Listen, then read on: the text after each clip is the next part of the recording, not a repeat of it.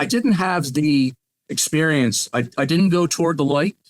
I didn't sure, the near-death experience. But I didn't go toward flames either. So I think I was probably headed in the right direction. Right. I don't have any fear of death, probably because of this. This second with you is a blessing to me. I am blessed to have extra time. And now, is that a blessing from God? It's one of the things I look at in this book, but I don't necessarily believe that way. When I started writing, I thought I was going to try and write about things that interest me and try and come to solutions. I don't in this book, because you won't get an answer in this book. What do you think happens when we die? Did it give you, I don't know if what you thought before, if it changed it, or generally, I was raised Catholic. I've got Catholic printed on every cell in my head. So it's hard to not follow the concept of going to heaven, being brought by Jesus up to heaven. Hello, everybody. Welcome to another edition of Writers Drinking Whiskey, your literary happy hour. I'm your host, William R. Hincy, and today I'm really honored and thrilled to have author Mark Bergin on with me. Mark, welcome to the bar. Bill, thank you. Thank you very much. This is going to be fun. Yeah, I'm really excited about this. So we were talking pregame, but I want to get a little bit of it on the camera here, is that we actually get a chance to meet at I got it right at the show, and I'm going to butcher it here, because in my mind, I just think C3, but it's the Creatures, Crime, and Creativity Con. I got it. It was the creativity, I think, that used to throw me off in there. But my friends who organized it, they came up with at least 3 terms that include almost everything. And it's really nice to know the people that run it. And it's a very, very small and intimate and fun. I've been going now enough times that I can walk in the door, and it's kind of like going to a high school reunion. I know a lot of the writers, plus a lot of the readers that come back every year is great. Right. Yeah, that's very cool. Yeah, so that was really cool. We got to meet beforehand. We did the Writers Drinking Whiskey live there, and that was a load of fun. So this will be really great. So let me give you I like to say the 10-cent introduction, but I think with inflation now, we might be at $15.50. But introduction here, and you can fill in anything that I might have missed or any new developments here. So you're the author of Apprehension, which won I think it's the Public Safety Writers Association Award. Also was a finalist for the Silver Falchion. How do you say that one? Falchion Award? Falchion. It's a kind of sword. Oh, okay. Very good. Good to know. The Silver Falchion Award at the Killer Nashville Conference. We wrote many short stories. I know some were in anthologies. The Eviction of Hope, I think, was one. The Tattered Blue Line was another anthology published in. You're also a newspaper reporter for a number of years, and a police officer. I think it was 28 years, it said on your website. Very cool. So anything you'd like to add to that? Until I died, and then I had to quit in my 28. So, right. So very good. Okay, so 27 and a half, years. But anything you'd like to add to the list there? No, that's it. I've always wanted to write and figured I would maybe start when I retired. My retirement came upon me a bit more suddenly than I expected, but I had started writing a novel 30 years ago. In 1988, I made some notes for a book. At a time when I was going through some personal turmoil, I was on a very rapid fire unit. My first marriage of 2 was kind of collapsing, so I was under a lot of mental pressure. And I sat down and I just blurted out about 3 single-spaced pages of notes that would give me a story, a beginning, some middle, and an end, and got it out of my system. Just got done with it. Got off that unit, got out of that marriage, started another one. I was happy, but until I found myself flat on my back from 2 heart attacks, and then a little while later out the door of the cops. So I needed something to do. And I could never find those notes, but I'd had them all the time. Uh-huh. So I rewrote what I could, and I started putting it together. And I spent about a year writing Apprehension. And then I spent another year rewriting Apprehension. Thought I was done. Totally ignorant of the business. And then 3 years later, whatever the years are, in 2019, I got it published. Right. Very cool. So actually, I'm going to come back to a bunch of that, but let me start here, because I like to kind of place us in the world. So maybe you could tell us where you're at and what's the best place to get a drink there. I'm in Alexandria, Virginia, and never expected to be in Virginia. I grew up just outside of Philadelphia, Pennsylvania. I went to Boston for my journalism degree, ended up coming to the DC area. We're right across the river from Washington, DC. My wife then was an economist and she got a job in Georgetown. So we moved down and I started with a newspaper. And I was covering cops and courts. But I finally figured out I'd rather be on the other side of the yellow tape. Growing up in Philadelphia, I didn't have the best role models for cops. But they beat up black people. They took graft. They did all the other stuff that cops did. But they didn't do things that I thought I could do. But I got to know real cops down here because I was covering them closely and decided to jump over. Right. Very good. You know, it's funny, you mentioned Alexandria when we were doing, and I talked about the C3 con there for a minute. When my wife was booking it, because she books her travel, she was like, okay, so where's it at? And I send her this address, right? And she's like, are you sure that's the right address? I'm like, yeah, I think I got it from the website, you know? I don't know where I got it from, but we ended up in Alexandria. And I stayed like right down by the river, you know, real close. Like cute, it's super cute, like that little area where we were. The town in general looks, you know, really beautiful. But we were there, so we stayed and we were at lunch. And I told Austin Cawacho, one of the guys who organizes it, right? So I told Austin, like, hey, is it cool if I swing in during the day? He's like, of course, you know, come in anytime. I was like, okay, maybe I'll just swing by, kind of get a glimpse things, you know, take a gander and then be off on my merry way. And so I Googled it, you know, I mapped it on my phone and it goes, it's a 5-hour walk. And I'm like, what's this thing, a 5-hour walk? My wife's like, it's a 5-minute walk. What are you talking about? And I look and I'm like, and he had just emailed me, even sent me the address in the email going, yeah, I'm looking forward to it here. Here's the address. And that was the one I was using. And I'm like, gosh. And I'm like, well, it's a 1-hour drive, you know, luckily. But she looks, she's like, you gave me the complete wrong address. That's why we're here. So luckily we noticed it way early in the day and just drove over to the Baltimore area, if I remember right, Columbia. Yeah, it's closer to Baltimore than it is to Alexandria. But although the hotel is lovely, where Austin and Denise run this conference, Alexandria is a better place to be. We walk around, my wife and I walk around and think, if we were vacationing, we vacation here. This is cool. There are beautiful bars. There are beautiful restaurants. The river, even though it's the Potomac, which is a little stanky, it's pretty. And any waterfront is nice. I'll make one comment about a bar. There are a lot of good bars. I have it on reliable authority, and then I was able to double check it, that a bar in Alexandria has the best Guinness in the United States. Really? Growing up, my father was the Irish American and he played the Clancy brothers. And so he and then I would drink Guinness out of the bottles that come over. And Guinness out of a bottle from Ireland is like motor oil. It's horrible. It's like you're doing a penance. You go to confession and father says, go drink free. Oh, Father, no, come on. Yeah.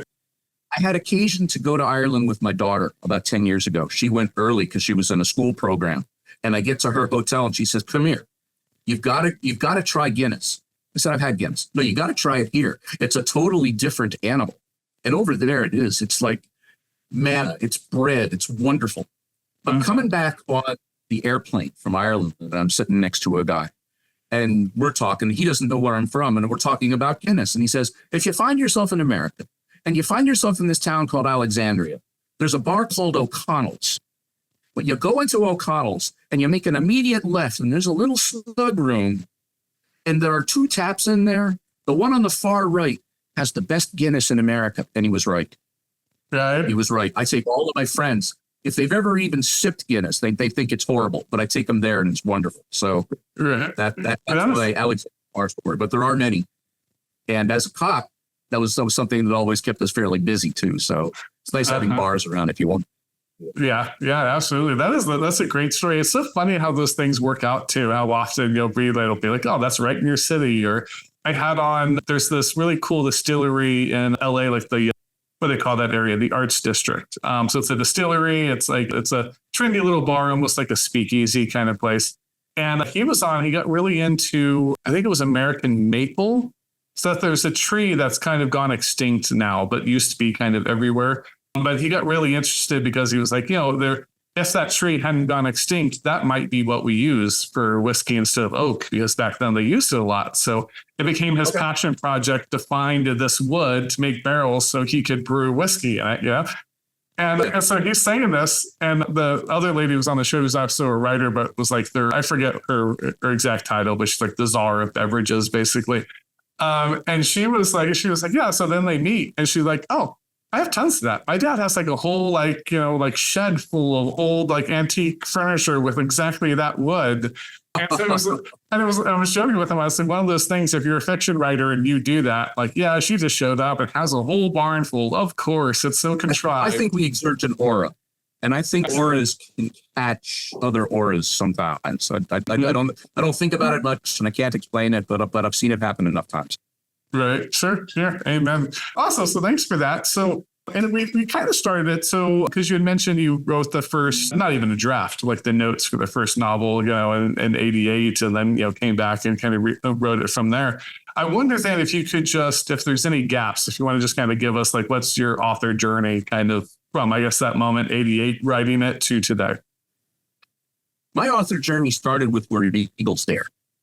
Remember the movie Where Eagles Dare with Clint Eastwood and Richard Bergin, and they're shooting it up? And it was a famous war movie when I was about 11. And it was going to be on the ABC Sunday night movie. And I wouldn't go to these movies because my parents wouldn't let me go to them, but it was on TV. It was okay. But I had seen it at the library. So I rushed right out and grabbed it from the library to try and read it before I got to the movie. And it was maybe the best book I'd ever read. And it's still in my top 10 of books. Alistair MacLean is my favorite author. I don't write anything like him. I don't know how to write like he does. But I got out Where Eagles Dare, watched the movie, and then got the book out a year later to reread it, to figure out how he did it. I wasn't thinking I'm going to be a writer, but I wanted to see, how did he tell this story?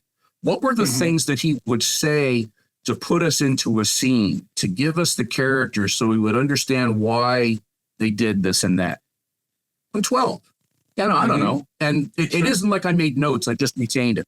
Read everything that he ever wrote, started reading the big boy books. Went to college with an English major, which is nothing.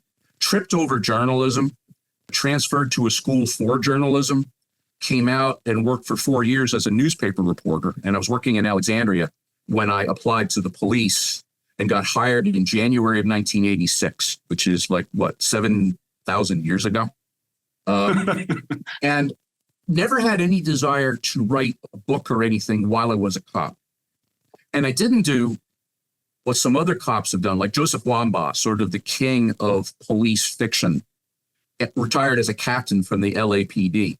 And I'm told, never met him, what he did was he just made notes all the time, mostly of funny things. Because we all remember the horror stories, but the funny stuff kind of escapes you. So it's very, very hard to remember the funny moments. But he made a lot of notes and came out and wrote The Blue Knight, The New Centurions, The Black Marble, a whole bunch of wonderful books. I was a cop. I rose to lieutenant in a whole bunch of different units.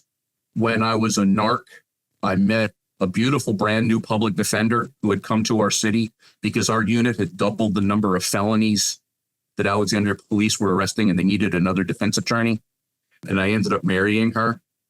She ended up beating me on the last case that we had against each other, because once we were actually involved, she couldn't handle my cases.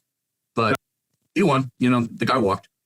And then when I had 2 heart attacks in 2013, and I had double bypass surgery, I did rehab.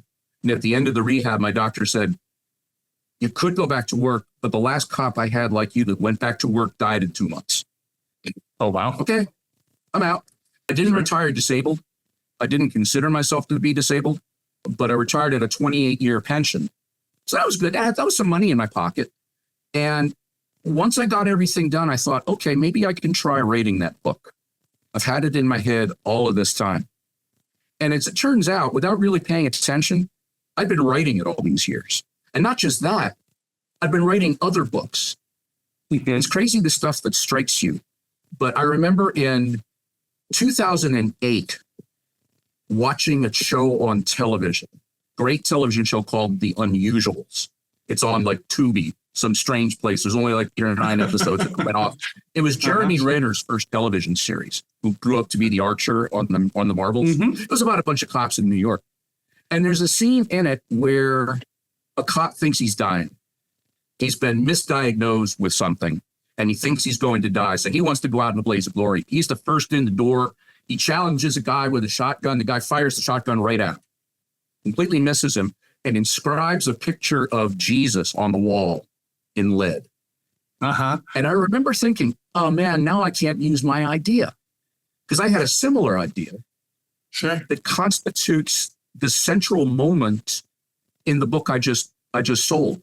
A cop survives a shooting in a way that his friends think means he was in some way saved or protected by God. Now, that isn't how he thinks, but they think it. And he kind of starts batting it around in his head while he's doing all the other stuff.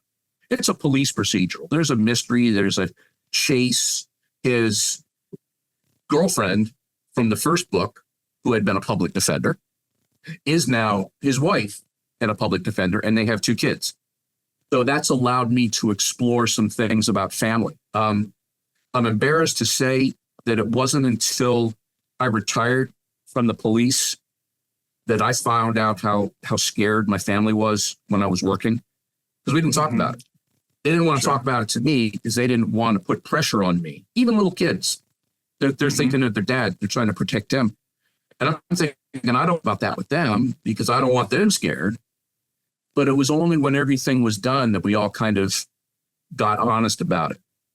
So I try to bring that up with officers that I talk with now. I hope that they can be more open with their families and make sure that everybody's helping each other. But anyway, so that was the second book. And I'm constantly writing. I've got about 6 books for these characters. I've just sold 4. And maybe they'll also pick up the next 2. Plus, stuff just jumps in your mind all the time. And I write a lot of notes. I keep a notebook with me. I do some of my best writing in the car. I get an idea for a scene and I'll transcribe it onto a phone so I can record it. I don't do one of those dragons that I can't write that way, but I can give them, I can help myself remember who's in the door and falls on a banana peel. So those kind of notes. That's very good. That's funny. I used to do that a lot too, because I'm, in LA, so lots of commuting, right? So luckily the last 10 years, I've been out of the commuting, the nature, I found a job closer and then I was working from home and now I'm writing full time. So I get out of it. But before that. Really? Oh my gosh. That's so great. It is. It's harrowing sometimes, but I know what you mean though about like riding in the car, especially like when you know the route you're taking and stuff. I would have so much ideas. So I would like get into the phone or something, anything just to kind of keep it down. I can't do the voice to type, either. Kind of, I don't know what it is about it. It's almost a second draft when you get to go ahead and just write it down from your notes. So I like to be able to go ahead and type it. But so I went with that. So you had the time as a newspaper reporter prior to being a police officer. And was that so how did that come about? Like I know you were in school and you tripped over journalism and kind of went into it. I was at Villanova University outside Philly. And as an English major, nothing you're ever going to do with an English major, but teach English. I took an elective in journalism and loved it. Part of it was going out and writing stories. And I would go out and the concept of going out, finding things out, writing them down, and then letting people read them so that they would know the things that that just blew my mind.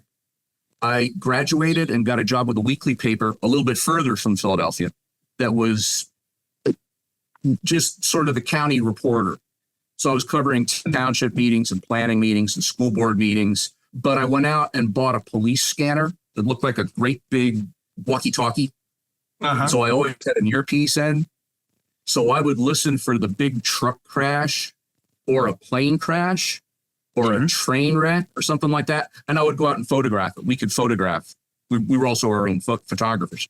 So I just got into action, if you will, such as there is in Chester County, Pennsylvania. But had to move to Alexandria, Virginia. Got a job with the Alexandria Gazette, which was a daily in the morning. So I would go in the morning and write 3 or 4 stories on deadline.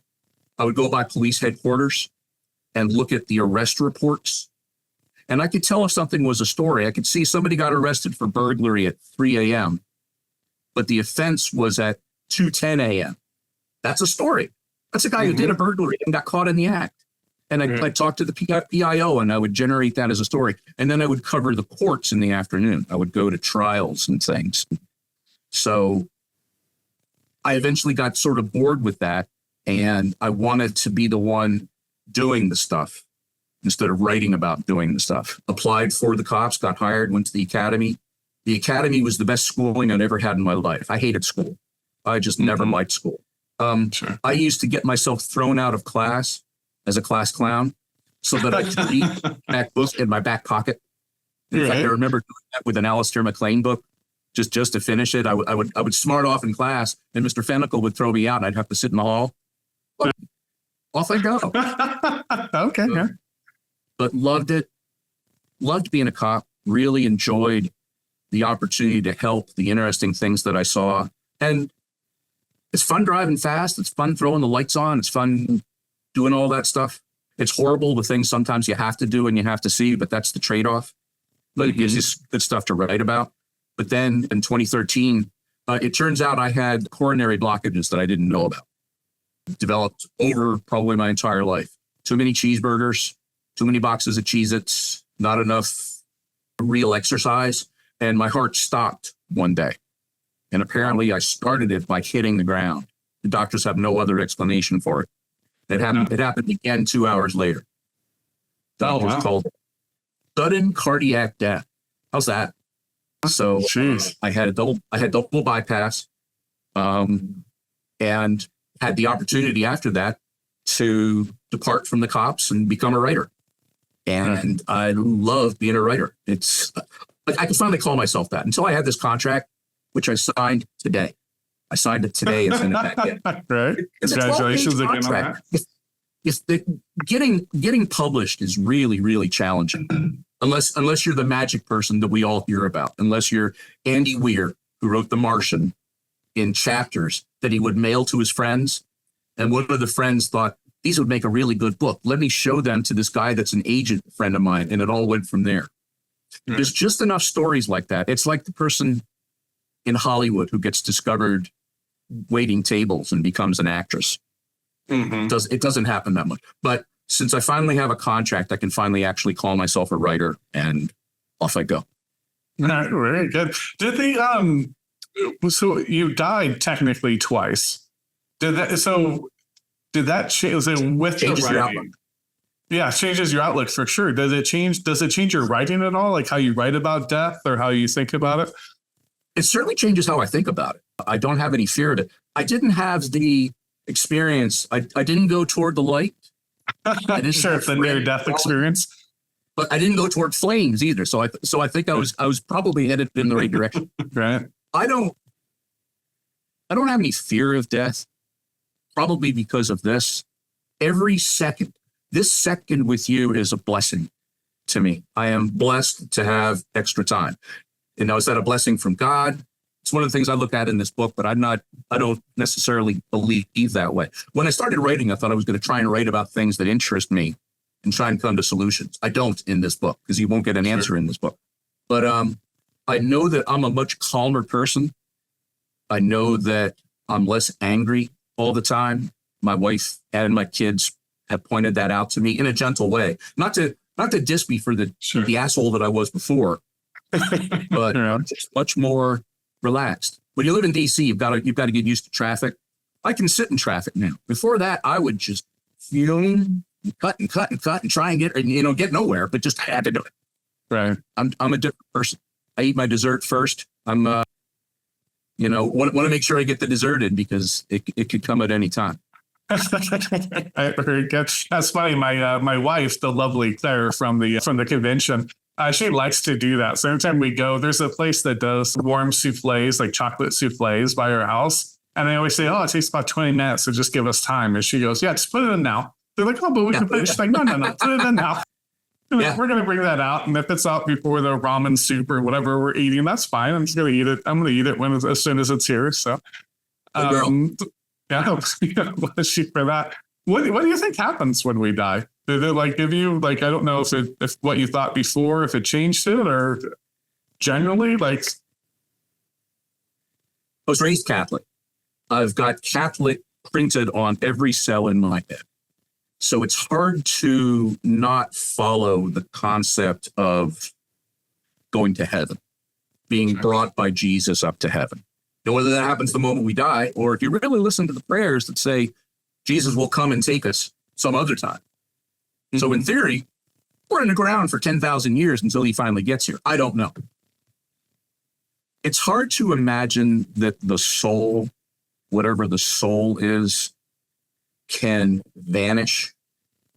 I think Nathaniel Hawthorne talked about the oversoul, which was something that morphed maybe into the Force in Star Wars. Mm-hmm. Sure. Or that they tried to make out of mitochondrians. Oh God, that first when they did that Neutrino. Oh God, why did they mess with it? Why don't explain? Don't explain. It is. Exactly. Yeah. I don't know. My wife is of very, very strong faith. And so I hope that just by being near her, I might be sort of brought along. Right. But I don't know. And it's possible I will never know. Sure. Yeah. Who knows? Either we're all going to know or we're not going to know, I guess. Probably no, we're not going to know. I have trouble with the concept of a God that does things. And that's what this book, St. Michael's Day, is about. The concept of a God that does things, that saves things. Because if he would save John Kelly, early in the book, John Kelly gets machine gun and doesn't have a scratch on. He survives completely. And in a way that all of his friends think God must have protected you. God must have saved you. God reached down. And Kelly doesn't buy that, because if he could do that for him, why didn't he do that for the woman who burned in the house? Why didn't he do that for 6 million Jews? Why didn't he do that for the other 8 million that died in the Holocaust? Well, why would God pick and choose?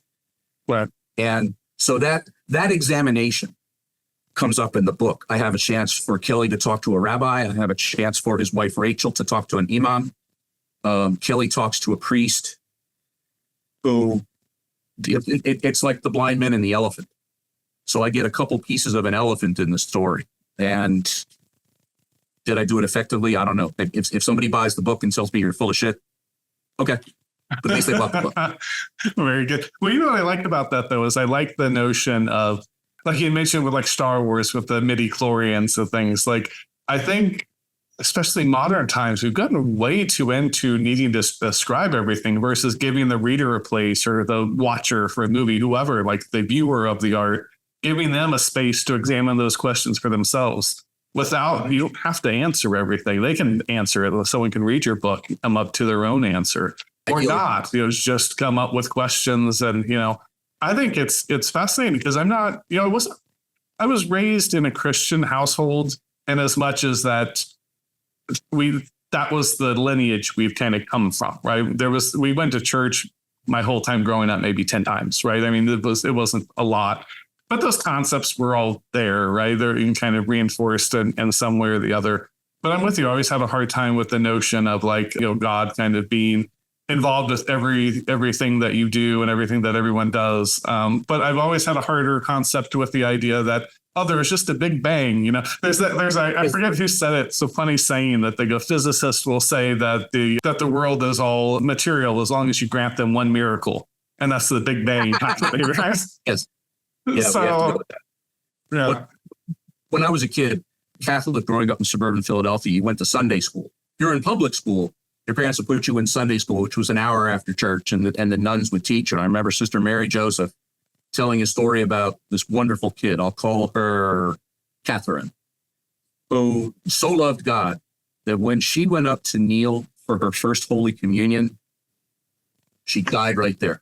God brought this wonderful soul to her. And I'm thinking, holy crap, I don't want to do that. No, that's not the way this goes. That's a bad thing. Yeah. So I guess I got stuck on the wrong side of the fence from about age 10. And so it's the stories we hear. I always say, it's, and you see it with politics in America all the time, right? People trying to control the narrative. Everyone's trying to control narratives, and it's those stories we tell ourselves that is how people take them, right? So you heard that story and went, oh my God, no, I don't want to die. I'm going to love God just from afar here. I'm going to keep a little bit of distance. Made sense to Sister Mary John, but not to me. Very good. I wonder then, was there any stories you've covered as a reporter that like stick out to you even like now? Was there, there's just stuck in your crawl or maybe changed kind of the way you saw things as you went about that task? That's a good question. And nothing really jumps to mind. I would cover murders. You'd have a murder. And you'd go to the cops in the morning and what happened last night? Oh, they're working a murder in so-and-so block of Prince Street. And I would go there and talk to the neighbors and the cops wouldn't let you in. The detectives would never talk to you. And sometimes you depending on how things went, you as the reporter would go from the day of the murder all the way through the arrest, then all the way through the trial. So I could cover cases like that and see the growth of it, see how impressed I was with the detectives, see how they conducted themselves. I think Alexandria is a very, very good. I told you where I grew up wasn't necessarily a good department. So I was lucky and proud to work for them. I don't really remember writing a story that had a big effect on me. I remember cases from being a cop that stick in my head. But maybe I'll come up with something later and we can edit it back into earlier in the show. But don't worry about it. What about the cop ones then? If there's a couple of cases, that's where I was going to kind of take it next anyways. So if you want to take it there. The cop stuff was fun. It was mostly fun. Sometimes bad things happen. But the chance to chase after people, chase after robbers. I was in a 13-minute police chase one night of a guy who had stolen a car. And it was shortly before we figured out, why the hell are we chasing people who steal cars? We even knew who he was. So there was no reason to chase him at high speed. We'll just catch him down the road. We saw him get in the car and he got away. So I do all of this chase and he crashes he goes across the river and crashes in Washington, D.C. So I've got to stay up all night so I can take him to court in Washington and take him before the judge there. So I got the next day off.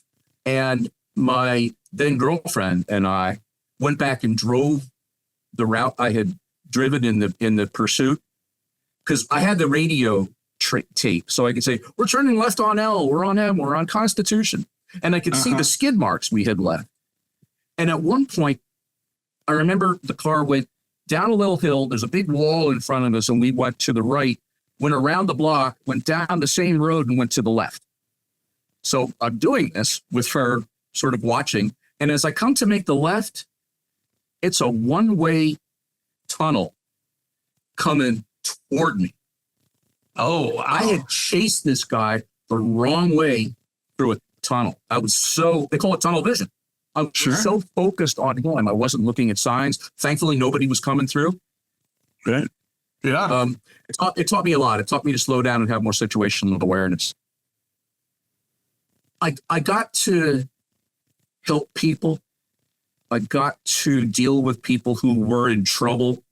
And sometimes it's something just as simple as they've had a car accident on vacation. Their car is wrecked. What do they do? Well, I can get them to a hotel. And then I can drive dad to the rental car place. It isn't just, it isn't all but speeding around and pulling guns and things. The pulling guns is really a very small part of it. But you can make a difference with people. You can make an impression on them if you do the right thing. And it was nice to have a job where I had that opportunity to go in and help. For years, I was the department's baby seat officer. I installed baby seats for people and taught people how to do that back when it was a much harder thing. Sure. And I know of 4 families that survived crashes after I helped them. Did I save them? You never know. I mean, I'm not a crash expert and I wasn't there, but from the stories I'm told, probably if they did what I helped them do and taught them to do, so maybe their kids weren't hurt. That's pretty neat. Yeah, that is really neat.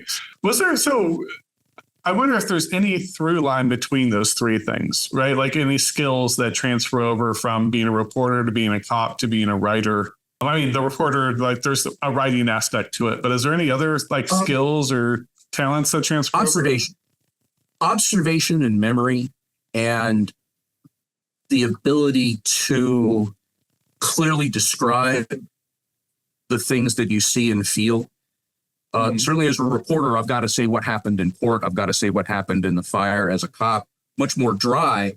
I have to give all the facts of an investigation into a robbery or a burglary or a stolen bicycle. I've got to find things out, write them clearly in a way that can be used down the road. And I think that's what novel writing is too, but much more refined.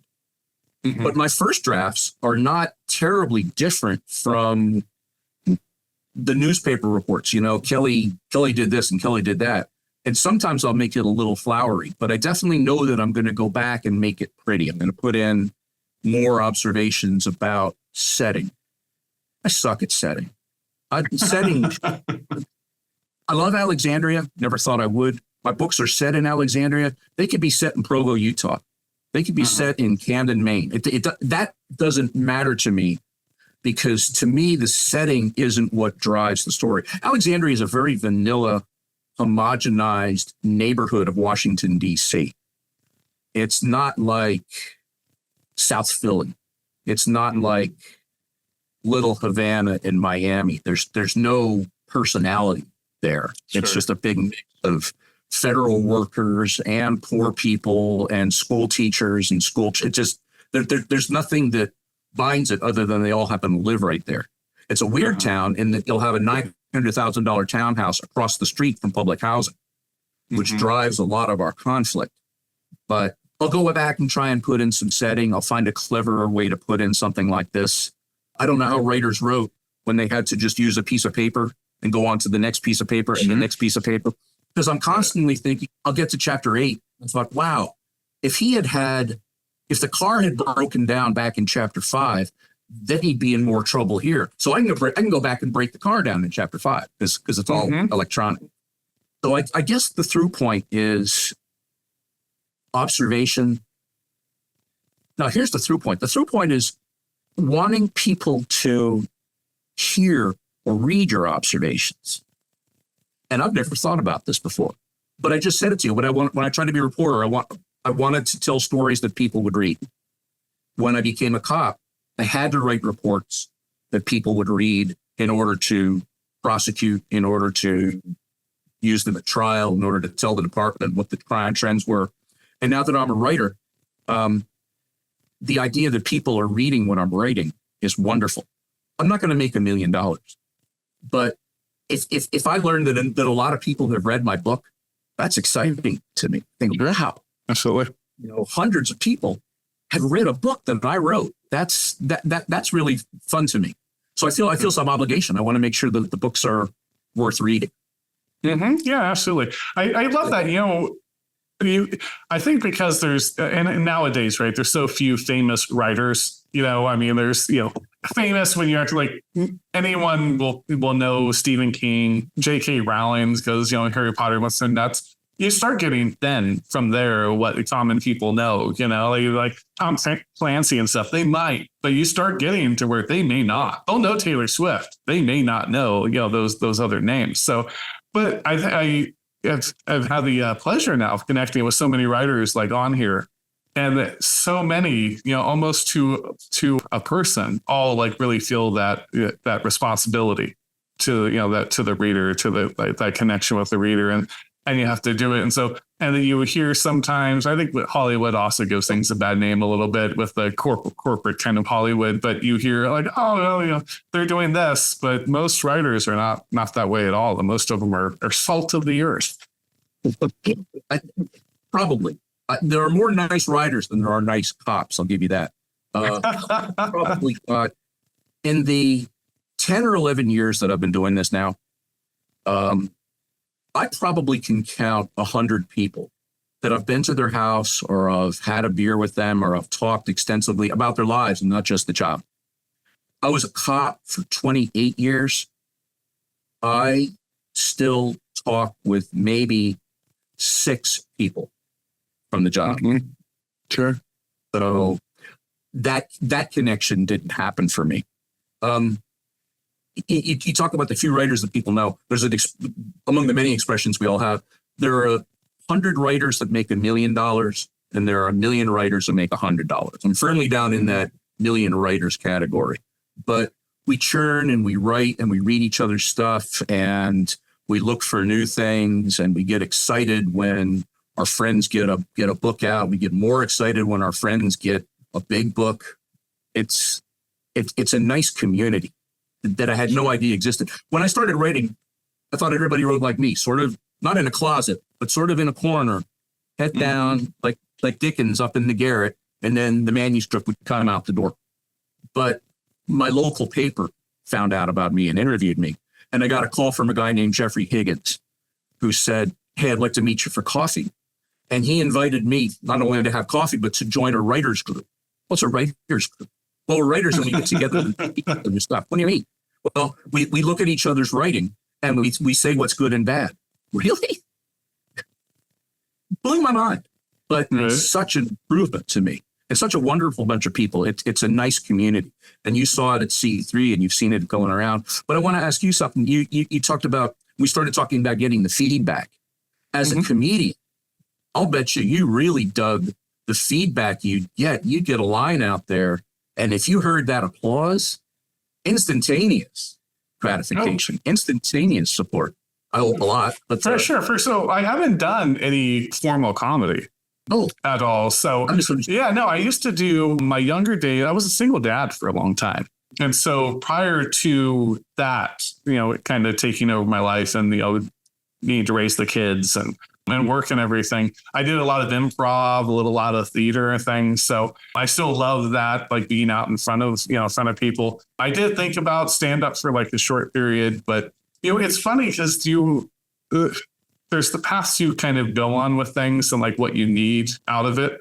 My early writing, so is it still over my shoulder here, my short story book, Without Expiration, very dark. And it's short stories, but a lot of them are really, I don't love the term dark, but they're very serious. There's a lot of humor and wit infused in it, but most of the stories are really serious, a lot going on. My first novel was the original name was The Hordes of Torment. I ended up changing to But the Ripping Apart. And it was about a young single dad, probably the most biographical, but very loosely by the end of it. But about a single dad that was really struggling with addiction and things and just trying to be a better human than he was capable of being at that time to raise his kids and also thrust in some other directions. So those early ones, I think, were really about just dealing with the trauma in my life, kind of configuring it in some way that I could find I don't know, touch upon some beauty or, brush against some truth or something out of all of it. And now, the show has been kind of this great outlet for just joy and camaraderie and getting to kind of connect with people and curiosity. I'm an intensely curious person. So it's always been a great outlet for that. And luckily, I think as I've gone about life here and get into a better position emotionally, mentally, now than I was when I was, 22-year-old single dad writing these things. That's not so much about dealing with the trauma of life, and it's more about just finding stories and interesting things to do. So a lot of satires recently, so it was just fun. Did the writing purge you of any of your challenges? It did for me. I was in a bad place. And when I wrote even just those 3 pages and I got that story out, and It was like, okay, I'm done with that. Now I can go do good stuff. Right. Sure. No, I'm with you. So I know in But the Ripping Apart, there's Jack is the name of the character. There's a story where he's supposed to be home to take his kids to the father-daughter dance. And he was out drinking the night before. But so he ends up staying the night out, and he's supposed to come back in the morning, and he's just hungover as all hell and goes to the father-daughter dance and that horrible state, And that was a true event. He was worse than I was, but that was true occurrences. And that was really, really hard book to write because I wanted those emotions to be true. Jack became very much like the worst version of me in all things, but I wanted to get to the actual heart of the matter kind of. And so that's a book I felt like I bled for. But once it was done, it was done. And it was out, and I was able to go, okay, I'm not that person. Like, it was never that bad anyways, but I'm also not that person anymore. Time to move on. But so I think it can be a good therapist at times, writing. I think it's a dangerous proposition to think of it like a therapist. But I think if you go, I agree with you. You can certainly purge things and it helps. I mean, I think doing those things, sometimes you need to go through them. You need to, be where you are in life as you try to write things. I think about that a lot. I have lots of ideas, lots of books like you're talking about. These 6, 7, you follow these ideas. Yes. Sometimes you need the right one for that moment in your life to kind of hit on. I do wonder though, with everything that, kind of the reporting and the cop work and things, is there anything that haunts you? Yeah. There's always somebody that you didn't help. There's always somebody that you didn't catch the bad guy. I was fortunate that I didn't make a lot of mistakes. So nobody went free because I made a mistake. I told you my wife beat me on the case, but she beat me on a technicality that existed. I mean, the guy had the crack cocaine in his pocket. I just wasn't allowed to grab him on the corner that I did. If I grabbed him closer to where he'd been reported, the Supreme Court would have allowed me to make a grab based on an anonymous report of a person with a physical description. But as I was driving in, he came around the corner and I had to grab him there. So in grabbing him there, I couldn't see that there was nobody else there who could have been that described person. So, when they talk about cops making an illegal search, it's not illegal. It just didn't happen to be legal. I didn't break the law. Sure. I just did something that was beyond what courts have allowed cops to do in the past. I had maybe the closest to regret. I wish I had done a better job in one case. I had a missing person one night, about a 70-year-old man who lived out in the west end of our city, which is big apartment buildings and highways. Sure. And his habit was every night, he was homebound, but he was a little bit Alzheimer. He would walk every night from his apartment and go over an overpass that ran over the highway and ran over a small road to visit his daughter in a high-rise apartment nearby and spend maybe an hour with her. And then he'd come home, and then his wife would come home from her job and they'd be together. Well, she gets home and he's not there. So she calls the cops and I go looking for him, and I'm looking at where things are, and I'm driving around and I'm interviewing the people in the lobby of the apartment building, and I'm trying to find where he is. And we call all the hospitals and we can't find any. About a week later, I came in early the next day. I was an evening shift officer, but I was allowed to come in early the next day, and I started searching the forest. I mean, we had people looking all night. But I went out because I wanted to keep looking. There was a forest near there, and I thought maybe he might have wandered into there, and I didn't know, and I never found him. About a month later, I learned that a week after that, the family had hired a psychic who came into the apartment where he lived with his wife, walked up to their bureau, touched his hairbrush, and said, "He's under an overpass near a parking garage." Now, along the walk path that he would take between his apartment and his daughter's, going over this overpass, if you missed the overpass and you walked next to it, you'd hit a hillside that was very heavily, densely bushed and grown up. And it was next to the parking garage of a motel. Sure. And there he was. And he was down. And he had wandered. He'd gotten lost. He was an old guy. He'd walked the wrong way. He walked to this hill, walked down the hill, got lost in the brush, got stuck against the fence at the bottom of the hill, and just died. And it might have been a place that I could have thought to look. I didn't.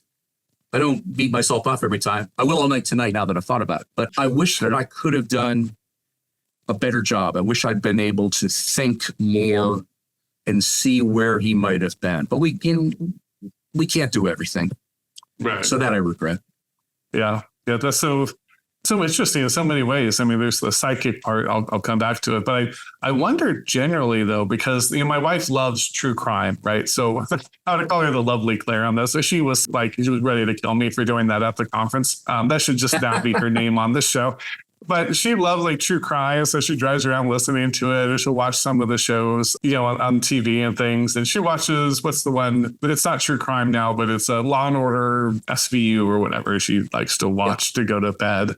But there's always the ones with missing persons, right? And those ones seem just so like difficult, like just challenging from like just start to finish. They are, because so many of them are bullshit. There are enough that are truly missing persons that have been hurt, killed, hidden, taken, all those things that we have to run 100% on every one of them. But I'm betting the number is at least 90, if not 95 or 98% of missing persons are found.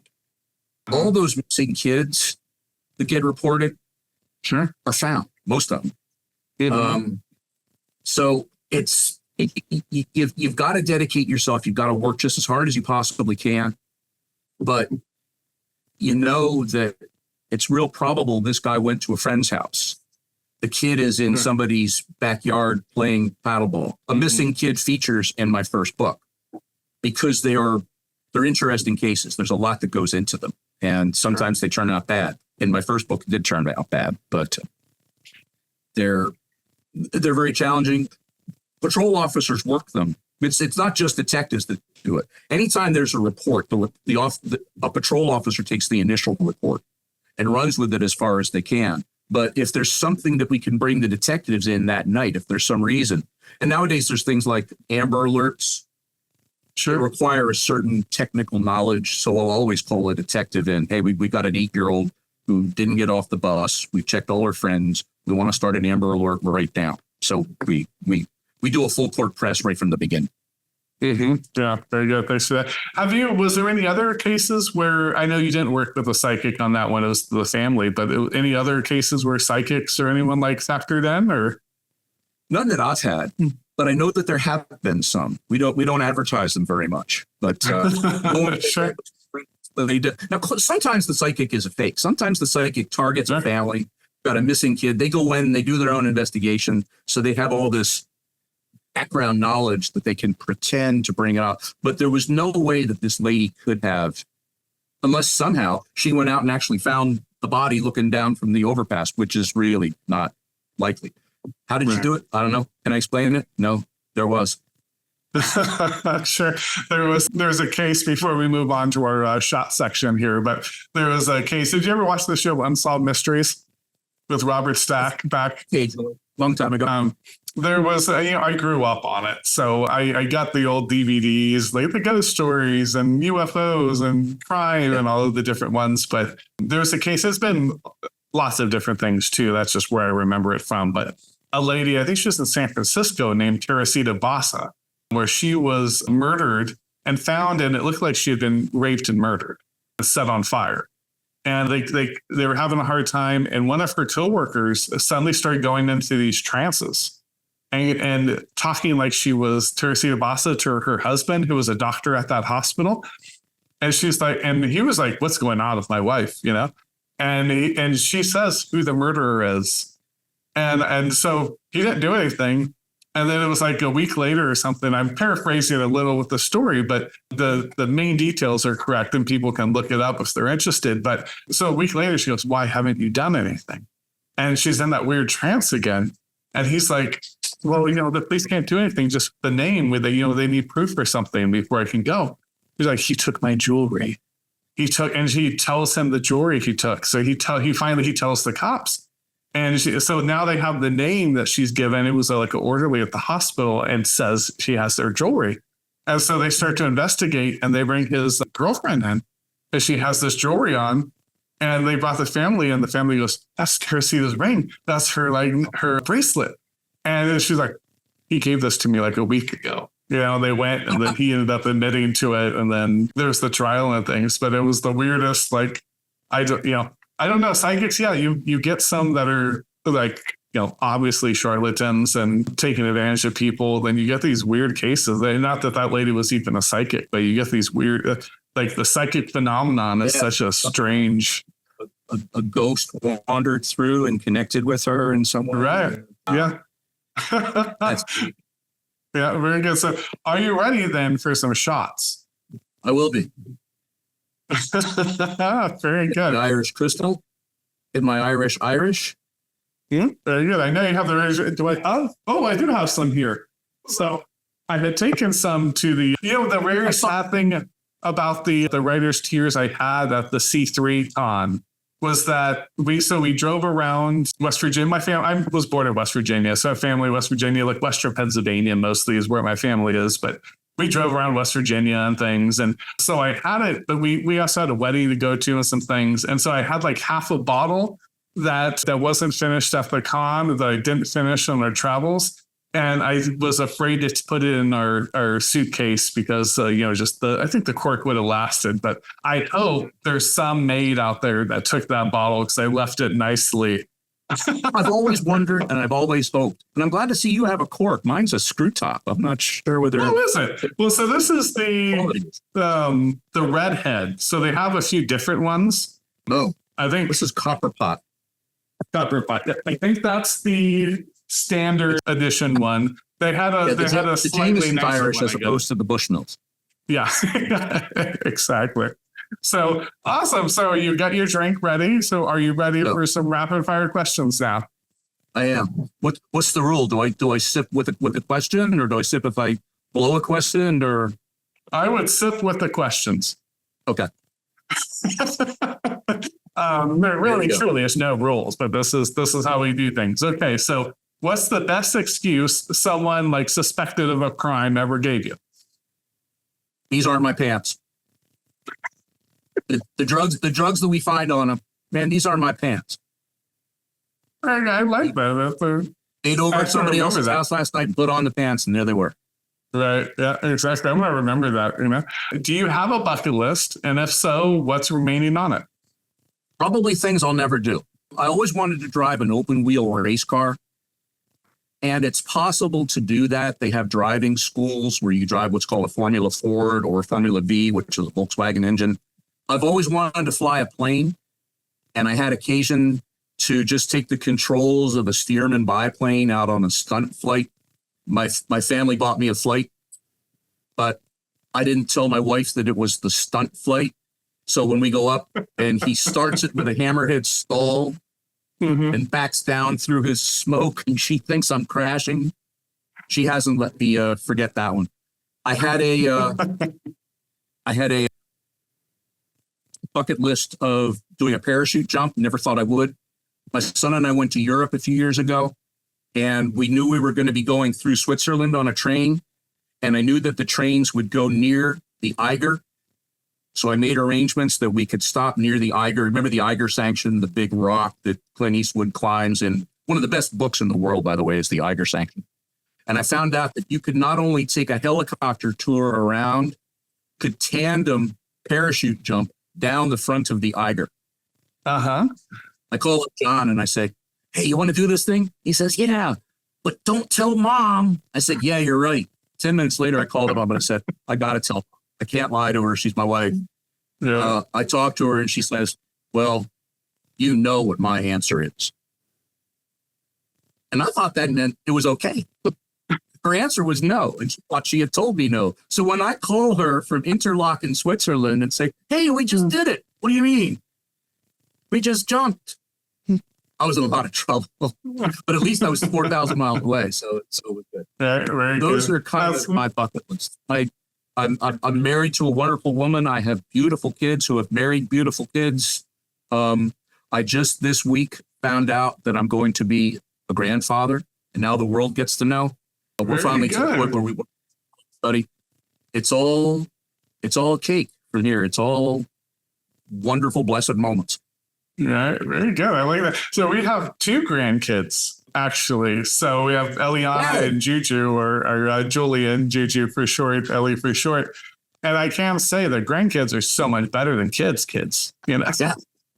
So I'm told. I'm about to find out. Are they close to you? Are they nearby physically? Do you see them? Well, so both of them actually lived with us for a short period. And so actually not that short of a period, lived with us for a period. So Juju lived here for about a year when he was, probably from like 6 months to a year and a half, 2 years. And Ellie lived here for she's good. Like another, like maybe like 2 years. They just moved out this past December, so about a year now. But they're close enough. We get to see them and things, and so they call me. So it was awesome. Actually, the other day, Cassidy, my daughter, Eliana's mom, calls me. She goes, does the video call, right? She's like, okay, will you talk to her? Like, of course, what's going on? She's like, she cut one strand of her hair, and she has this bushy, like curly hair, right? And one of the strand was in her face. So she just wanted to cut that one so it stopped being in her eyes, right? She cut it. So Ellie's on the floor in the bathroom, just waiting, just holding that little strand. They pop. I told her to talk to her for like 2 minutes. Got distracted her with something else. So she's like, oh, okay, she went down.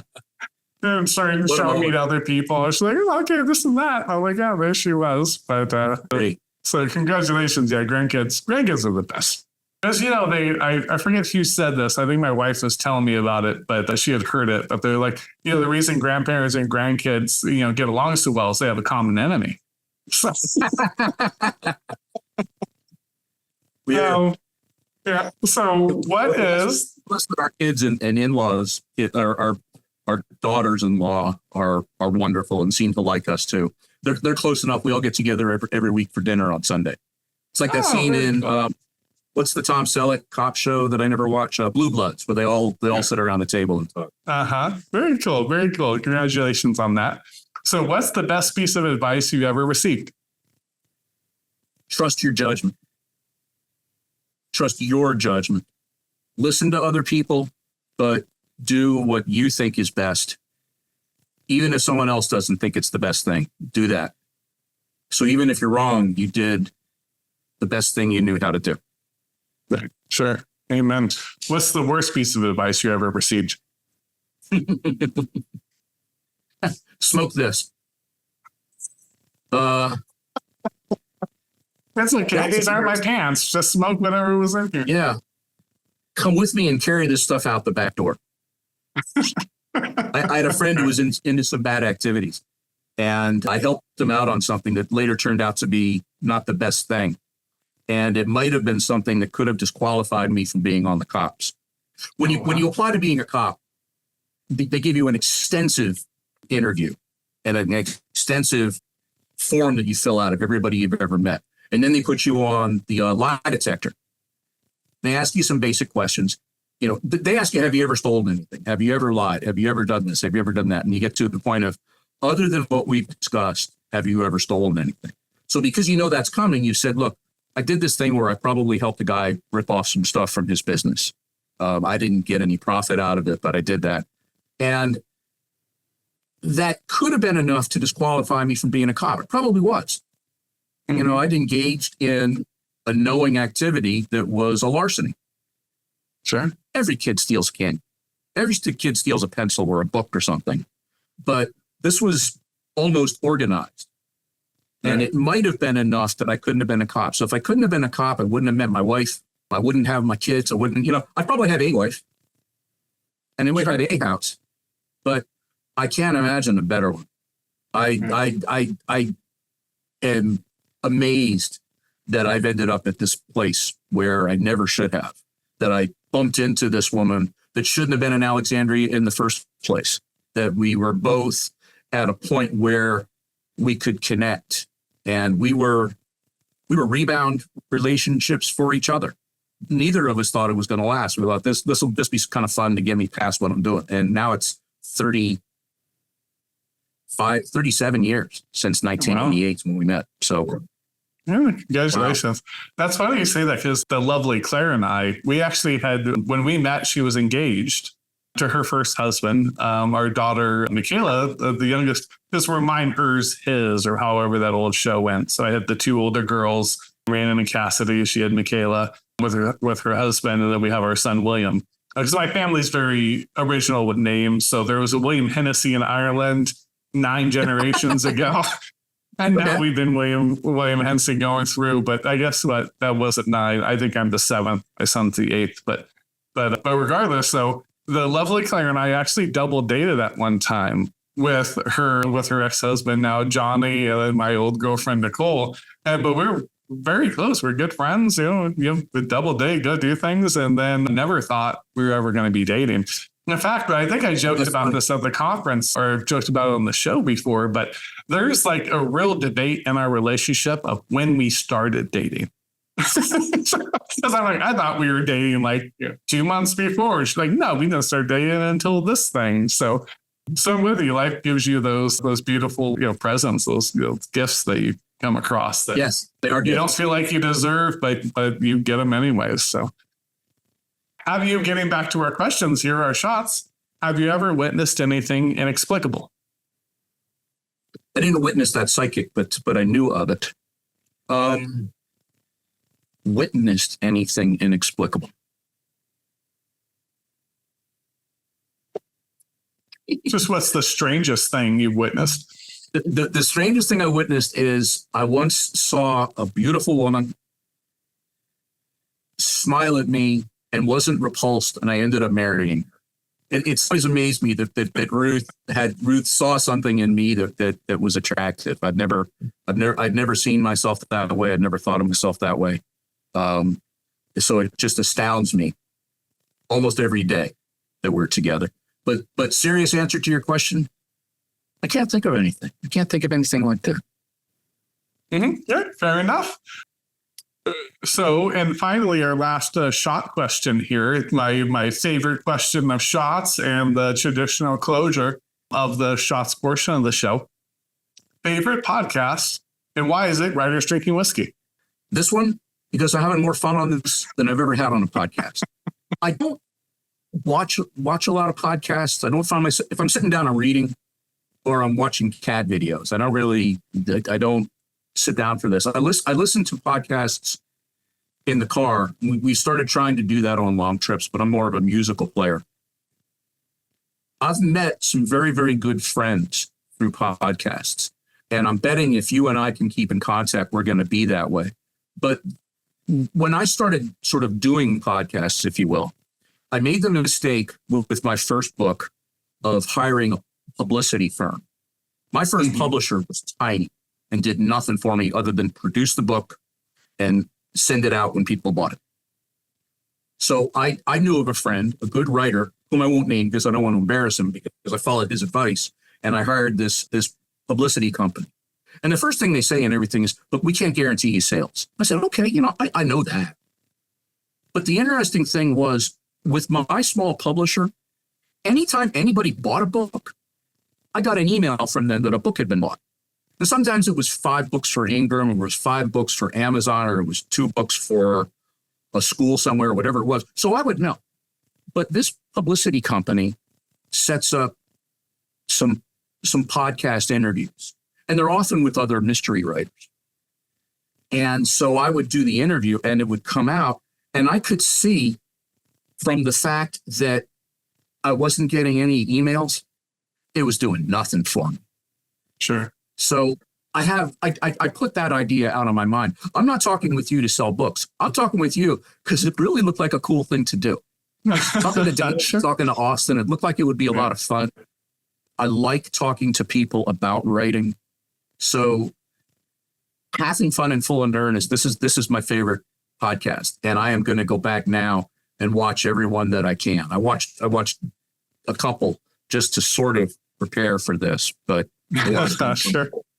Yeah. So, I mean, it's a, oh no, thank you for coming on. I think you have the complete right attitude with it too, because I have no idea. Like, some of the shows will go and it'll pop and will be like 10,000 plus views, right? Some will be like 100. And I couldn't tell you. I don't know why, how it's algorithms, right? I don't know how everything works, but how those translate to sales, it's kind of impossible to know. It's getting the right person. And I think at the end of the day, right, you're trying to connect with people. So if someone watches this and they connect with your story, kind of what you're saying, then they might go pick up a book, and you might have a reader that's going to pick up all 4. I think it was the 4-book deal, right? Or the 5-book deal. Yeah. They might pick up every one now, versus to me, more valuable than just, hey, there was the old book, Infinity Jest, that it was a joke that people would buy it, but no one read it, right? It was just everyone had to have Infinity Jest. And it was kind of like it was like the modern James Joyce's Ulysses, that like, it's like, you have to have Ulysses, but it's impenetrable. You can't read it. Yep. Yeah. So it's on the Kindle, and I look at it every so often, and I thought, no, this is not on the period. I try. I was also an English major. I really desperately tried to read Joyce, and his short stories are great, but the Ulysses I feel like he was trolling people. I've joked about this on the show. I think Ulysses and Finnegan's Wake, he was just trolling people at that point just to see if the intellectuals would go through and read all of the garbage him. And I think I don't know if this is apocryphal or not, but they say him and Hemingway would go drink. And he'd get really drunk and just start spouting things, and Hemingway would write them down, and that's how he came up with Finnegan's Wake. I'm not a Hemingway fan either, to be honest. Do you know what is Bloomsday? Have you ever heard of Bloomsday? I don't think so. Ulysses takes place on a certain date, and I can't remember what the date is. Let's say it's May 23rd. Every year on May 23rd in Dublin, they celebrate Bloomsday. People dress up in the Victorian clothes, and they'll go out and reenact scenes. So you'll be walking down the street in Dublin, and there's 4 people on a corner in little hats and parasols, or sitting, with a book, and they'll be reciting lines from Ulysses all over. And they're not doing it for money. There's not a hat out there that you can submit. It's the weirdest literary fun I've ever seen. Well, it doesn't seem like fun, but they do that. So yeah. Yeah, I'll have to check it out. That sounds like just fun to do. I would go happily do that. They should just find something of Oscar Wilde that was actual plays and coherence. That would be more entertaining. Awesome. So let's get to some writing talk here. So I already made my ethically mandated crack, so I can't reuse that joke again today. I'll use it next episode. God knows. But hey, let's scale it back. So I wonder if we start a little specific here, because there's so much like police procedurals, things like that, right? Like it's almost beyond a genre, because I think even within that you have genres, right? So that category. But how do you write, cops, like in general, right? How do you detectives broadly? How do you write them in a way that feels authentic, but then also allows for some creativity and some, flair and uniqueness? Well, I'm working more on the creativity part. The first book that I wrote, Apprehension, that I wrote in 2014, right after returning the one I'd planned, was as strict a police procedural as I could make it, which made it boring in some cases, because I would explain why cops park the way they do, why cops talk the way they do, how a call is dispatched. It wasn't super dry, and it all was innate of whatever was going on, but it certainly wasn't as exciting as it could have been. The book was so strictly accurate that I had to set it in 1988 because it keys on a change in a law that came in 1989, so it had to be in 1988. But also, it's when I thought it up. And if anybody in the book had a cell phone, none of the book would have happened. They could have just called each other and solved all the problems. And they wouldn't have crashed cars, they wouldn't have got drunk, and they wouldn't have missed meetings. Right. I even tried writing it to modern times one time. So I had to, cell phones, the batteries had to keep dying, or they left it on their desk, or it fell out the car window. I just couldn't have them working with cell phones. But you write what you know, and I knew what cops felt. The book is about what cops feel. It isn't just about what cops do. I use what they do to illustrate the things that they're feeling. I was never a detective any more than any officer detects and investigates the cases, but then they get handed over to the guys in plainclothes who've got all day to just walk around and knock on doors. So since I wasn't a detective, my books are not whodunits. The first book involves a detective who's getting ready for a trial. And he's preparing his witnesses and making sure everything's in line. And he's having a crisis with his girlfriend, who was the public defender, who is defending the guy that's in the trial. And that's actually based on a real case that I had back I mean, as a reporter, I was riding along with a friend of mine who was a detective. I was there the night that he cracked that case, and it impressed me. And then what happened with the case impressed me too. And I can't tell you because that's the finale of this, the semi-finale of the story. The second book, the one that I've just sold, is a little bit more wild. It's got they're not supernatural elements, but this thing happens to Kelly where he survives. And immediately after he survives this shooting, he's actually blinded by glass. He grabs his sergeant on the highway and throws her over the hood of the car because a semi is going to come by and kill her. He can't see it. There's no way he knew it was going to happen. How did he know? We don't know. I never explain it. But other things happen in that. So that's a little weird. The third book that I'm working on now is much closer to a thriller. There's an assassin from Ireland who's coming here in search of information about some stuff that got dumped in Ireland by the Nazis during World War II because they were helping the IRA. It blew my mind. My father told me a story when I was young that during World War II, the Irish would set up smudge pots in their fields in the shape of arrows pointing toward London. So if the German bombers overshot England in the fog, they'd know which way to go. But wait, London, they were our helpers. I'm Irish, but they were our helpers. It changed my worldview. So that sort of appears in this.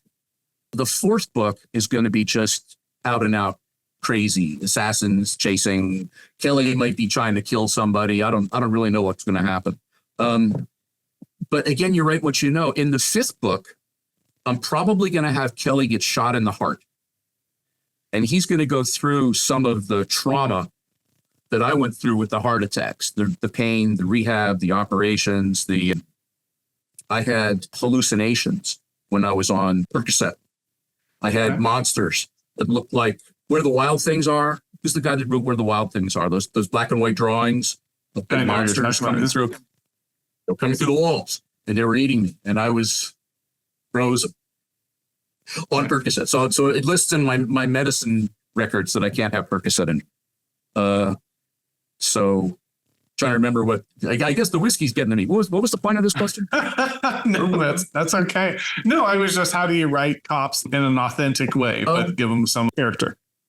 I figure I was an authentic cop. I was a cop for 28 years. Still have a lot of friends. I still sometimes have to call up. I've got a friend who's a detective and say, hey, what would you guys do in this case? How would you get DNA off of the surface of a gun? How would you prosecute a 12-year-old who shot somebody? What would happen?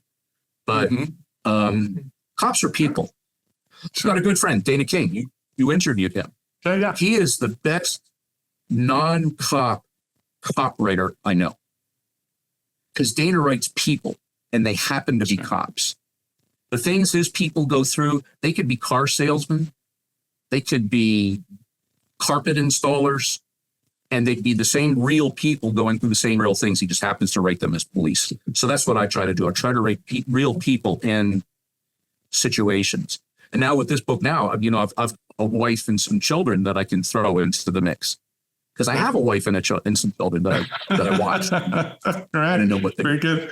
It's funny you say that because I've had, writers of like every genre on, right? So you'll get that from fantasy writers, sci-fi writers, like any other, like sci-fi, I think too, like if you don't write it or you don't read it much, you think it's this far out stuff, right? Like, it's the science fiction, but they'll go, no, you bring it down to the character, bring it down to the It has to be grounded in characters. Yeah. So I get that completely. Is there any mistakes people generally make when they try to write, about policing in general, kind of anything in that realm? Sometimes the cops can do so much more than they're allowed to do, or they have more information. I used to call it the Huggy Bear syndrome, and you would see it on TV. If you remember the old show Starsky and Hutch, about 35 minutes into Starsky and Hutch, they come screaming up, and there's their streetwise informant, Huggy Bear, who comes and leans on the car and says, yeah, the shipment is coming in on Saturday night, and it's going to be on this freighter, and they're going to take it away in mobile homes. So everything you need to know. It would have taken weeks to investigate. Got it now. The people who I spend a lot of time, and I'm lucky, I'm becoming known as someone that writers can make contact with and ask questions. But the writer that writes about a suburban neighborhood, and there happens to be a DEA agent in that neighborhood, but at night he can go on his computer and access Fairfax County police files so he knows what's going on. No, it doesn't happen that way. It's easy because he gets to find out things that let him do the things he's supposed to do, but it's not, it's totally unreal. No, the only cop I've ever read that talked about writing police supplements was William McInerney, who was a former Santa Fe police cop and commander, and he became an investigator out there. He's the only one who's ever talked about the paperwork aspect. So I tried to work paperwork in, what cops do in paperwork. If you shoot somebody, you never go right back out on the street to go chase other people. You're automatically pulled off. And it's been that way for dozens of years now. So Dirty Harry doesn't get to go put on a new pair of pants and polish his shoes and just, get right back out there at the six shooter. The cops that aren't affected by things, the cops that you can't have a cop affected by everything, even though that's what I try to write about. It's not always exciting.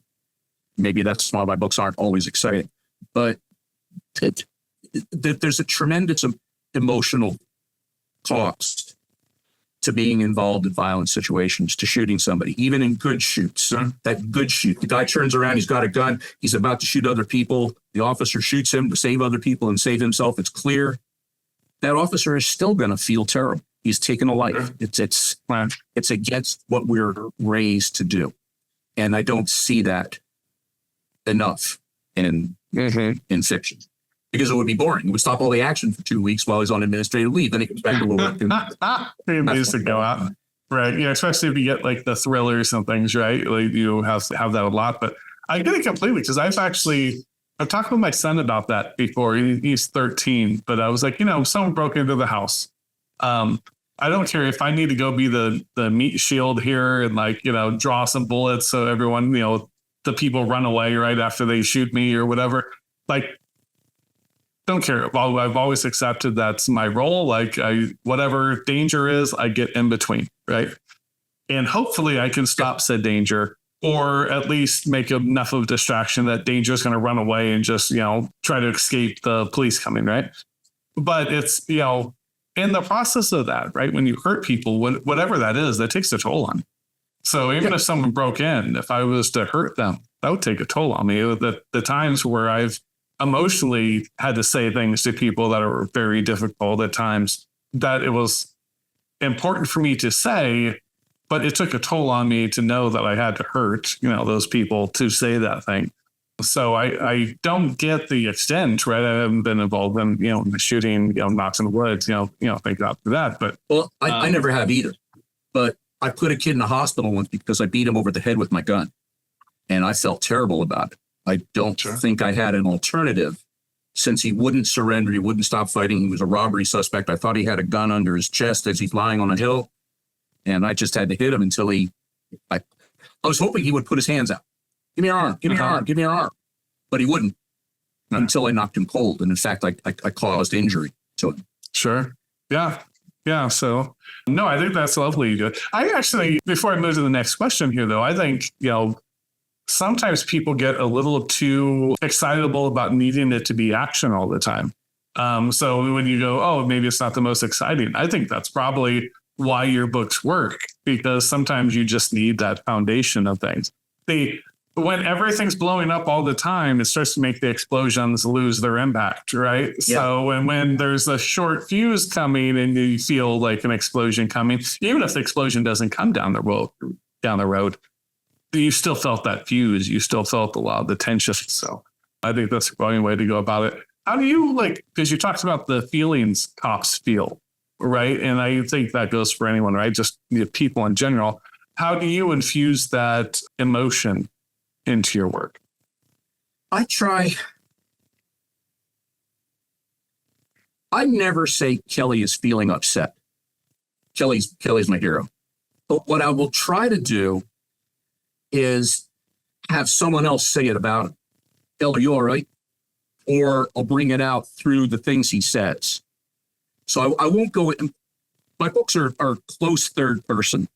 And Kelly is a main character, but I also have chapters about Rachel, about his friend Bill Mooney, about the other people involved in the case. So we follow Kelly most of the way through. But I don't, other than occasional sort of asides, let him feel much. I did a little bit in the first book, but I'm not so much here. It's more the things he says, the places he puts himself and sets himself up either to help people or block people or challenge people. So I'll let him react in ways that will show what's going on with him. The book isn't solely about his feelings, but yeah, it's about what cops feel. I really wanted the first one to be a book that some cop could read and say, give to his wife and say, hey, this is kind of what it's like out there. Mm-hmm. Or somebody to give to their son if they're about to be a cop. Hey, this is kind of what the job is all about. Right. I don't know what that was. Yeah, no, I think that's I think that's what can be magical about fiction generally, right? Is that like it can be specific enough that you can kind of apply it to a much greater portion without it needing to be like exactly like everyone feels. And I think that's why we talked about accuracy. Accuracy about police is complicated. People call me up and ask a question. And my answer is always, it starts with, what do you want to have? Somebody calls me up and says, would a police chief conduct a murder suspect interview? Really, no, that's not what chiefs do. But I say, what do you want? Do you want your chief to be in that place, or do you want him assigning the people to do it? Well, I want him to do it because he's my hero. I said, okay, how do we make that happen? There's no other detective available. There's a flood going on, and they're all down at the river. It's a blizzard. He's the senior cop. The suspect happens to be his brother-in-law, and he forces his way in. Right. So we can do it as long as we explain it. I give up on a book if I get to something that is so patently unbelievable that nothing else in the book is going to interest me. I'll read a lot of adventure fiction, a lot of Tom Clancy-ish kind of books. But if early on I get to something that I just know isn't the way it is, I'm probably going to stop with the book, because at some point I'm not going to be learning anything from it. I'm not going to see people who, even within this unreal, violent, vibrating circumstance, are acting like people. Because they're not, because they aren't doing things right. They're not logical. They're not believable. So I think the worst thing about a Kindle is it's easy to stop with the Kindle and go on to the next book. I abandon books more easily with the Kindle than if I'm actually holding the book, because I got a second book right there. I can start up. Yeah, you can go straight to it. It's funny though, because there is that suspension of disbelief, right? And I think most people, you pick up whatever it is, right? A book, a movie, whatever, you're with them until you're not, right? And you really break that. And that happened. My wife, I mentioned some of the shows. I don't want to begrudge them, but anyone watching knows what shows I'm talking about, because I said it by name earlier. But there's certain episodes that happen, and something's just so ridiculous happens that I go into just make fun of it mode, And sometimes she gets annoyed with me because maybe she's still like with it, but most of the time she just laughs with me because it's just like, okay, this is just ridiculous. I don't know what I can't take. I just see actors acting now versus the characters doing things. We watched the movie last night, and do you ever have actors or directors on? So you wouldn't have anybody that was connected with the movie called Civil War? No, came out called Civil War. I know the movie you're talking. No, I haven't had anyone on. I've been looking forward to it because it's interesting. I unfortunately have a lot of friends who are sort of on the right wing side, so that would be an interesting thing to them. It's a war against the government. I don't know. Sure. They never really say what it's about, but it's probably about gun rights and all the other junk. And it was ridiculous. We follow a group of journalists, including a very young girl, like maybe a 17-year-old girl, who attaches herself to this truck full of a senior grizzled female photographer and an old reporter and a really old, much older guy that's a war correspondent, and they're going through the country and they encounter things, but they go creeping in behind the gunman. There's a climactic scene where the enemy is coming into a facility. I don't want to ruin it for somebody, but I would say, gee, save your time. Don't watch this movie. Spoiler alert.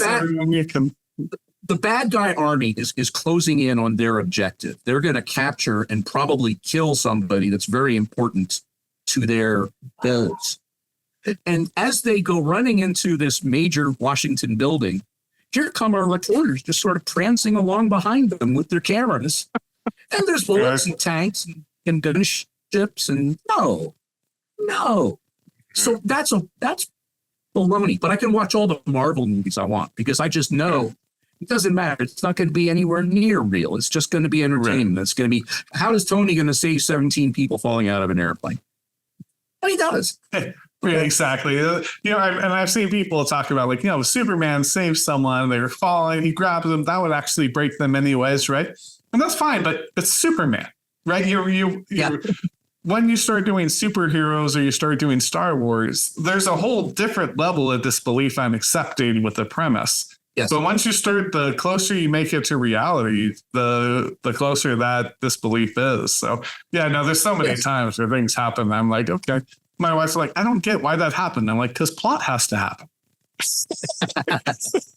Because the script said to say that now. Now they know. Like, here we are. Here's the plot. So awesome. So I did want to get to the reading here. So did you have something you could read from us today?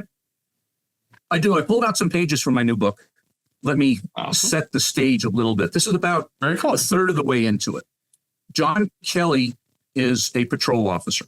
He's the detective from the first book. Now he's been busted back to patrol because of some things that happened in the first book. Nikki Dorsey is the new rookie that he's training. And they're out on patrol. There's a character, Martinson, who comes in the end. She's the sergeant. Kelly and Dorsey had been ordered to go to a press conference that the chief is holding to announce a task force to investigate the robbers who are the ones that machined gun Kelly in the first scene. He survives it. He's out on patrol. He's got to go to this thing. But they're out on patrol. And when you're a cop, stuff goes on. So there's another round. And Kelly and Dorsey go looking for the bad guy. And the bad guy happens to crash right in front of them. So the bad guy has just crashed. Okay. Dorsey parked to block traffic, and Kelly ran to the sprung back door, peering carefully inside as he approached, in case the armed robber inside had more bad ideas. Gun out, Kelly bent to peek in the deformed back window frame and found the driver flat on his back, moaning in pain, on the inverted ceiling with one leg sticking up and held among the pedals among it, and possibly twisted and caught in the crushed footwell. His eyes were scrunched shut in pain. Blood seeped slowly from a deep cut to the forehead, but spurted heavily from his flailing left wrist, crushed and misshapen and all but severed, caught outside the car as it and crushed as it rolled. It sprayed Kelly as he holstered, then dove in the window to catch the injured arm, clamping tight on the bicep to compress the artery and stanch the flow of blood. He had to crawl kissing distance close to the robber to maintain pressure. Hope he doesn't bite me. At a second look, he recognized the driver. Hey, Esteban, soy Kelly. Está todo bien, okay? Dorsey stuck her head through the window on the opposite side and glared at Kelly. Not really all that bien, John, being trapped and all. Kelly glared back and shushed her. Hey, Esteban, chocada su auto, comprende? Bombas, ambulancia venga aquí. Hear it yet? His cross-cut Spanish, Spanglish, English got through to the driver, who opened his eyes and recognized the cop close above him. Horizonte Kelly, okay. Sí, comprende chocada, no muevas. Escucharle ayuda venga, they're coming. Dorsey caught his eye and mouthed, gun. Hey, Esteban, ¿dónde está el arma? ¿Tiene arma? Hey, Steve. Kelly crawled forward, belly down, pushing deeper into the car, and used the lever to collapse the passenger seat back and buy more room, holding herself on outstretched arms over the young man's face to keep his attention. Dorsey clambered in the other side just as the driver gained a moment of clarity, verbal, if not mental. Eli, lena sabachthani, he said, then opened his eyes wide against the flowing blood. He stopped waving his hands and gripped Kelly's upper arms. Dorsey said, is that Spanish? Kelly grinned grimly at her, but spoke to Esteban. It's not Easter, amigo. Yo no estás abandonado. Soy aquí. Then to Dorsey. He said, oh Lord, why have you forsaken me? like Jesus on the cross on Golgotha. We read it at Mass every year at Easter. You go to Mass with this guy? No, but I'm guessing he's Catholic. Lots of Latinos are. He looked around as if to make his hearing better, waiting for sirens. Dorsey worked that back and forth. So he knows Latin? Aramaic. Even worse. And so do you? You just happen to know the Spanish word for the Aramaic word? All United Nations out here? I didn't know I knew it. But you know this guy? Why do you call him Steve? It pisses him off, so I hope it keeps quick. Esteban Sanchez. So, Steve. He hates it when I do that, so I always do it to fuck with him. Don't I, Steve? Kelly pulled off his clip-on tie and wiped the blood out of the robber's eyes. I don't have enough Spanish to tell him he's okay. I never learned the language other than bits. I've popped in before for shoplifting, mostly little stuff. Hey, Esteban, ¿dónde el gun? Ahora. The suspect looked at Kelly, then started reaching for his waistband. Kelly and Dorsey grabbed his arm and he pointed at his belly. Dorsey reached under the baggy shirt and removed a revolver from his waistband, gripping it around the cylinder and not by the trigger. The siren stopped and Kelly heard the squeal of tires and doors banging that told him fire was on the scene. Dorsey was suddenly pulled backward from the car by a gray uniformed arms clamping around her hips and yanking her clear. Kelly heard Officer Tiernan giggle. Come on, girlie. Little dude, you're caught up there, but hear that? Las bombas aquí. Fire guys will get you out of there and take care of you. Kelly forced a smile and looked up. He could see the pedal struts deeply biting into and holding Esteban's foot. Kelly, it smells like gas out here, Dorsey said, now crouched behind him as he lay prone on the crumpled car roof and cradled the robber's head. Yeah. Extinguisher? I got it, but that's not going to do much if you're inside and it goes. Come out. Fire's here. Kelly returned his gaze to the injured man who said, Estoy asustado, Oficial Kelly. I dig that, Esteban, but don't be scared. I'm here. I'm with you. We'll get you out. As he wiped more blood away, more fluid appeared on the robber's face, dripping there from Kelly's chin, down from his hair. Gasoline, pungent, now flowing from the backseat padding. Gasoline had worked its way through the crumpled and inverted car structure and was now dripping down on them, increasing to a trickle. He rucked himself deeper into the car to place his chest and back over the injured robber, sheltering him as the gasoline soaked Kelly's neck and shirt and seeped under his vest. Get out now, he heard Dorsey order. Wow, good authoritarian cop voice. I got to note that on her daily report. Nope, not yet. What's Fire up to? Don't know, hoses and stuff. They're bitching about where I parked the cruiser. Seriously, Kelly, get out now. He felt her hands on his ankle. If this goes, I'm pulling you out, she said. We'll be fine. Right, Steve? Don't you pass out on me. The eternity of seconds was finally broken when a firefighter in bulky turnout coat and helmet crawled in across from Kelly to assess the inside of the inverted car. He followed Kelly's glance at the trapped foot, then checked the crushed wrist in Kelly's manual tourniquet. We need you out, Kelly. Let go. He's really bleeding. I can't. The firefighter thought, arguing with himself, are you good for now? Kelly's forearm and hand were cramped in agony from maintaining a death grip on the brachial artery. He grunted, sure, no problem. The firefighter reached back for a thick protective blanket and began pulling it over Esteban. We can't cut because that'll make sparks. We're foaming the engine. We're going to start prying. That might make sparks too, and there's still gas everywhere. You got to come clear. Nah, cover us both up, Kelly said. I'm staying with my buddy here. Firefighter First Class Eamon Gallagher had known Kelly on the job for years and thought him an obstinate prick and not worth arguing with. It goes, we'll foam you too. What does that mean? Kelly shouted. It means don't breathe. A minute passed as the pry equipment spun up and howled. Looking above them, Kelly could see the shape of the car distort and the pedals begin to separate from Esteban's foot. But a flash lit around the car as gasoline ignited, not with a bang, but a rush of heat. Kelly hunkered down and pulled the fire blanket around them both and finally felt Esteban's foot drop free. He shouted, pull, as foam flowed around them and into his face. He held his breath, eyes closed, as the heat built and hugged tight. They were roughly pulled out of the doorway by firefighters standing in flame. Kelly's uniform, then his elbows, ground down on the hard roadway. Gouts of fire. Kelly was dropped to the curb and Esteban was placed in a gurney to roll further away.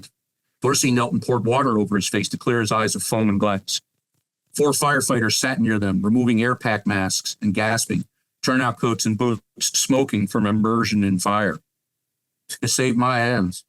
Kelly grinned at them. For the second time in a week, Dorsey brushed glass off his face in uniform. Both breathed hard and got hold of themselves. So, Easter. They sat on a small patch of grass at the curb. Why did Esteban talk about Easter? Not so much Easter, but the Jesus part of it. What he said, it's part of the Passion we Catholics read every year. It's Jesus' last words. Dorsey's expression showed she wondered whether Esteban or Kelly were the crazy one here. It means, my God, why have you forsaken me? He's calling out for help. So that's why you wouldn't let go? He shushed her and turned to see Martinson standing by the lieutenant's unmarked cruiser on the crash scene perimeter. Despite the noise of the crowd, truck engines, and passing traffic, Kelly clearly heard the lieutenant yell, "Get in there now," pointing at Kelly driving off with a show-off tire chirp. Martinson turned and walked to Kelly. "I know you're a mess, but you heard the man. Go to the press conference now." Kelly bent to retrieve his bloody tie, hooked it back on his torn and sodden uniform shirt, and told Dorsey, "We heard the man. Last summer, when I was finishing up this book, my wife and I were on vacation near Charleston, and we were on a little small coastal highway, and a car in front of us crashed. It went across the median, bounced up in the air, hit the far side guardrail, and turned over and spun around. This is broad daylight. It's 9 o'clock in the morning, and cars are just going by.